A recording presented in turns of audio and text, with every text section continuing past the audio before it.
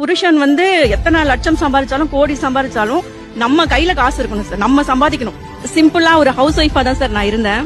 பெருசா எந்த கனவோ எதுவுமே கிடையாது. அப்பெல்லாம் வந்து ஆனா தேவைகள் வீட்டுல வந்து கொஞ்சம் குறைவுதான். பொருளாதாரம் ஒரு சம்பளம் பத்தலங்கிறது தெரியும். இருந்தாலும் நம்ம சம்பாதிக்கணும், நம்ம ஃபேமிலியை ரன் பண்ணணும், நம்மளால எல்லாம் இது பண்ணணும் அப்படிங்கிற தாட்லாம் அப்ப வரல. ஒரு ஃப்ரெண்டோட போயிருந்தேன், கோச்சிங் சென்டருக்கு போயிருந்தேன்.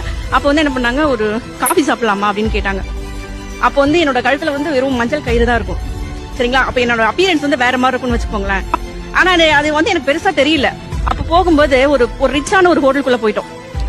ஒரு காஃபி வந்து 18 ரூபாய் அப்படின்னு போட்டிருந்தது. அந்த அவங்க வந்து என்னோட ஃப்ரெண்டு. இப்போ அவங்க கேக்குறாங்க, எங்க 18 ரூபான்னு போட்டிருக்கு, நான் குடிச்சிருவேன், நீங்க குடிப்பீங்களா? அதாவது என்கிட்ட இருக்கு, அந்த அளவுக்கு நான் இல்லாம இல்ல.